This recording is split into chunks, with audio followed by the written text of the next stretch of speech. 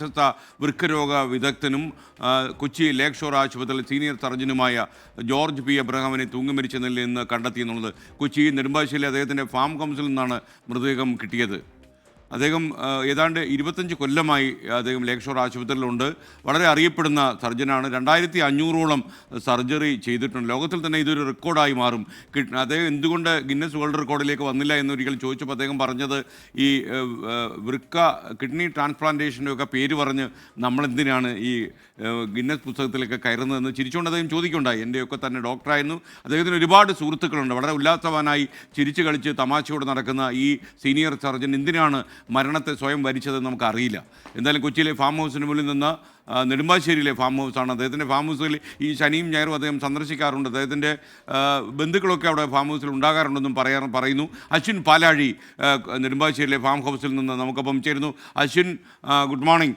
യഥാർത്ഥത്തിൽ വളരെ ഷോക്കിംഗ് ആയിട്ടുള്ളൊരു വാർത്തയാണ്. പ്രത്യേകിച്ച് ഇദ്ദേഹത്തെ അറിയാവുന്ന ഒരാൾക്ക് വിശ്വസിക്കാൻ കഴിയില്ല ഇങ്ങനെയൊരു സംഭവം. പറയൂ. തീർച്ചയായും SKN, കേരളം ഇന്ന് പുലർച്ചെ ഏറ്റവും ഞെട്ടിയ, അല്ലെങ്കിൽ ഈ മെഡിക്കൽ രംഗം ഞെട്ടിയ ഒരു വാർത്ത തന്നെയാണ് ഇദ്ദേഹത്തിന്റെ ആത്മഹത്യ എന്ന് പറയുന്നത്. അദ്ദേഹത്തെ സംബന്ധിച്ച് പറയുകയാണെങ്കിൽ ട്രാക്ക് റെക്കോർഡിൽ ഏറ്റവും മുന്നേറ്റമുള്ള ഒരാളാണ്. വലിയ ഉയരങ്ങൾ കീഴടക്കിയ ആളാണ്. കഴിഞ്ഞ 25 വർഷത്തിനിടെ 2500ഓളം വൃക്ക മാറ്റിവെക്കൽ ശസ്ത്രക്രിയകൾ, ഒപ്പം ലോകത്തിലെ തന്നെ മൂന്നാമത്തെ ഒരു ആളാണ് അദ്ദേഹം. ഈ ജീവിച്ചിരിക്കുന്ന ദാതാവിനെ ലാപ്രോസ്കോപ്പിക്കൽ ശസ്ത്രക്രിയ വഴി വൃക്ക മാറ്റിവെക്കൽ ശസ്ത്രക്രിയ നടത്തി ലോകത്തിൽ തന്നെ മൂന്നാമത്തെ ആളാണ് അദ്ദേഹം. അങ്ങനെ ഒരുപാട് നേട്ടങ്ങൾ കൈവരിച്ച വ്യക്തിയാണ്. അദ്ദേഹമാണ് ഇന്നലെ രാത്രിയോടുകൂടി നെടുമ്പാശ്ശേരി തുരുത്തിശ്ശേരിയിലുള്ള അദ്ദേഹത്തിന്റെ ഈ ഫാം ഹൗസിൽ എത്തിയത്. ഒപ്പം സഹോദരനും മറ്റൊരു ആളും ഉണ്ടായിരുന്നു. അവർ 3 പേരും കൂടിയാണ് രാത്രി തന്നെ ഇവിടെ നിന്ന് മടങ്ങിപ്പോയതെന്ന് മനസ്സിലാക്കുന്നു. അതിനുശേഷം ഈ ഡോക്ടർ തിരികെ വരികയും പിന്നീട് ഏറെ നേരമായിട്ട് ഇദ്ദേഹത്തെ കാണാതാവുകയും വീട്ടുകാർ ഇവിടെ എത്തി പരിശോധിക്കുകയും ചെയ്തപ്പോഴാണ് ഈ ഫാം ഹൗസിന്റെ ടെറസിൽ ഇദ്ദേഹം തൂങ്ങി മരിച്ച നിലയിൽ കണ്ടെത്തുന്നത്. ഈ സമയം ഈ വീടിനോട് തൊട്ട് ചേർന്നുള്ള അദ്ദേഹത്തിന്റെ അയൽവാസി ഇപ്പോൾ നമ്മളോടൊപ്പം ചേരുകയാണ്. ചേട്ടാ, എന്താണ് ഇന്നലെ സംഭവിച്ചതിനെ കുറിച്ച് അറിയും? ഞാൻ രാത്രി ഒരു 10:30 മണിക്കാണ് എന്നെ വൈഫ് വിളിച്ച് ഫാം ഹൗസിൽ ആൾക്കാരൊക്കെ വന്നിട്ടുണ്ട്, ആണുങ്ങളുടെ കരച്ചിൽ കേൾക്കണ്ടെന്ന് പറഞ്ഞു. ഞാനിവിടെ വന്ന് നോക്കിയപ്പോൾ ഗേറ്റൊക്കെ തുറന്നുകൊണ്ട് കാറ് കളിക്കാൻ ഡോക്ടറുടെ മകനുണ്ടായിരുന്നു, ഇവരുടെ ഡോക്ടർ അനിയനുണ്ടായിരുന്നു, മറ്റു ബന്ധുക്കളൊക്കെ ഉണ്ടായിരുന്നു.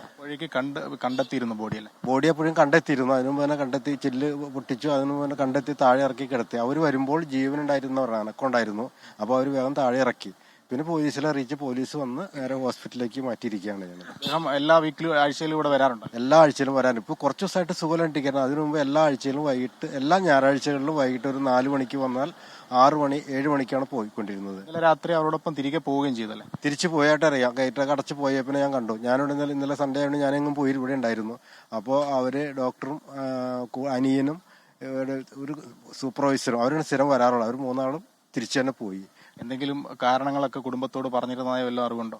അതിനെപ്പറ്റി ഒന്നും അറിയില്ല. പറ്റിയോ വേറെ വീട്ടിൽ മകനൊന്നും പറഞ്ഞില്ല. മകനൊക്കെ അവിടെ ഇങ്ങനെ പ്രതീക്ഷിക്കാത്തൊരു ഇതാണ് അവർ കാണുക. യാദൃശ്യമായിട്ടുള്ള സംഭവം പോലെയാണ്. യാതൊരുവിധ മുന്നറിയിപ്പ് ഉള്ളതായിട്ട് തോന്നിയില്ല അവരുടെ സംഭാഷണത്തിൽ.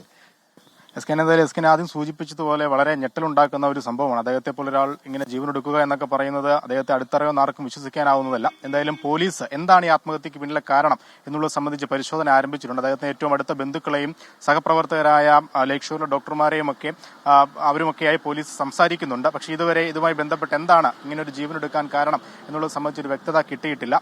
ഈ ജീവനെടുക്കുന്നതുമായി ബന്ധപ്പെട്ട് ഏതെങ്കിലും ഒരു ആത്മഹത്യയെക്കുറിപ്പൊന്നും ഈ ഫാം ഹൗസിലെ പരിശോധനയിൽ നിന്ന് കണ്ടെത്തിയിട്ടുമില്ല. നിലവിൽ ഫാം ഹൗസ് പോലീസ് ലോക്ക് ചെയ്തിട്ടുണ്ട്. അദ്ദേഹത്തിന്റെ വാഹനം, ഇന്നലെ അദ്ദേഹം ഇവിടെ എത്തിയ വാഹനം അകത്തുണ്ട്. ആ വാഹനമൊക്കെ പൂർണ്ണമായും പരിശോധിക്കും. ഏതെങ്കിലും തരത്തിൽ എന്താണ് ഇതിന് കാരണം എന്നുള്ളത് കണ്ടെത്താനാകുമോ എന്നുള്ളതാണ് പരിശോധിക്കുന്നത്. അദ്ദേഹത്തിന്റെ മൃതദേഹം ഇപ്പോൾ അങ്കമാലി LF ആശുപത്രിയിലെ മോർച്ചറിയിൽ സൂക്ഷിച്ചിരിക്കുകയാണ്.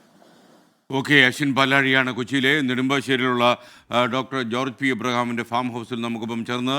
വളരെ ദുരൂഹമായ സാഹചര്യമാണ്. എന്താണ് അദ്ദേഹം ഇത്തരമൊരു വഴി തിരഞ്ഞെടുത്തെന്നറിയില്ല. ആത്മഹത്യ ഒന്നിനും പരിഹാരമല്ല. നമ്മോടൊക്കെ തന്നെ എപ്പോഴും പറയുന്ന ഡോക്ടേഴ്സിൽ ഒരാളാണ് അദ്ദേഹം തന്നെ എന്തിനാണ് ഇങ്ങനെ വഴി തിരഞ്ഞെടുത്തത്? എന്തായാലും ഇത് കാണുന്നവരൊക്കെ അറിയേണ്ട കാര്യം, മരണമൊന്നിനും ഇങ്ങനൊരു പരിഹാരം നമുക്ക് തരുന്നില്ല എന്നുള്ളതാണ്. അപ്പം ആത്മഹത്യയെക്കുറിച്ച് നമ്മൾ തീർച്ചയായിട്ടും അതിനെതിരായി പ്രചാരണങ്ങൾ നടത്തേണ്ട കാലമായി. എന്തായാലും ഡോക്ടർ ജോർജ് പി എബ്രഹാമിൻ്റെ അപ്രതീക്ഷിതമായ വിയോഗത്തിൽ 24 വിഷമം രേഖപ്പെടുന്നു. അതുപോലെ എനിക്കുള്ള വ്യക്തിപരമായ ദുഃഖവും രേഖപ്പെടുന്നു. എന്നെപ്പോലെ 1000കണക്കിന് പേഷ്യൻസ് ഉള്ള ഒരു ഡോക്ടറായിരുന്നു ഡോക്ടർ ജോർജ് പി എബ്രഹാം.